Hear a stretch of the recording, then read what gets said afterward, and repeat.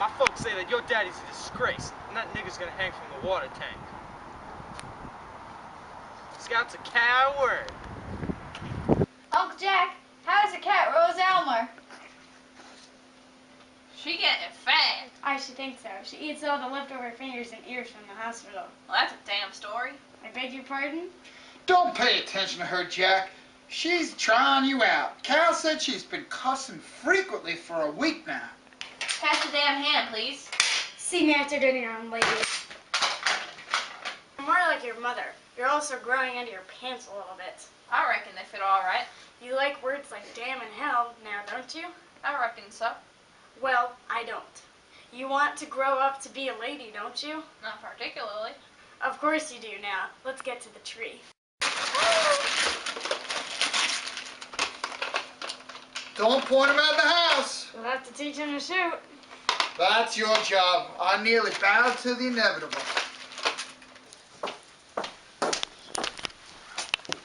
That was the best yet. Grandma's a wonderful cook. She's going to teach me. Boys don't cook. Grandma says all men should learn to cook. Men should wait on their wives.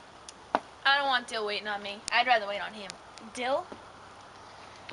Yeah, don't tell anyone. You We're mean gonna that- get married when we're big enough. He asked me last summer. You mean that runt Grandma says stays with Rachel every summer? Yeah, that's who I'm talking about. Grandma says he hasn't got a home. That ain't true. He just gets passed around from relative to relative, and Miss Rachel keeps him every summer. No, he lives in Meridian. You're mighty dumb sometimes, Jean Louise. Guess what? You don't know any better, though. What's that supposed to mean? I guess it ain't your fault if Uncle is a nigger lover, but I'm here to tell you it crutches the rest of the family. Francis, what the hell's that supposed to mean? Grandma says it's bad. He lets you run wild, but now he is turned out to be a nigger lover. He is running the family. He's a nigger lover.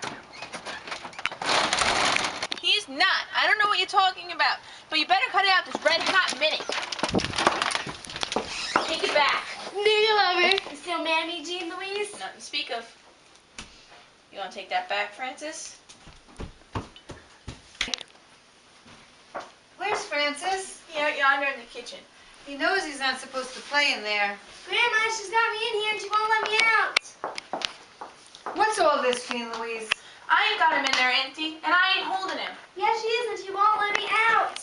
Have you all been fussing? Jean Louise got mad at me, Grandma.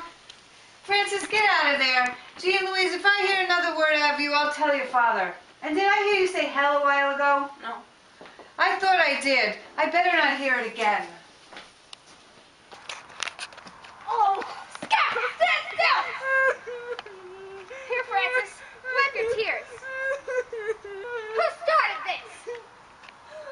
Uncle Jack, she called me a whore lady and jumped on me. Is this true, Scout? I reckon so. You know I told you to get in trouble if you use words like that. I told you, didn't I? Yes, sir, but Well, you're in trouble now. Stay there. I'll never talk to you again as long as you live. I hate and despise you. I hope you die tomorrow. Who is it? It's Uncle Jack. Go away. Keep talking like that, I'm gonna give you another licking. Scout, do you still hate me? Go on. Please, sir. I didn't think you'd hold it against me. I'm very disappointed. You had it coming, you know it. Didn't either.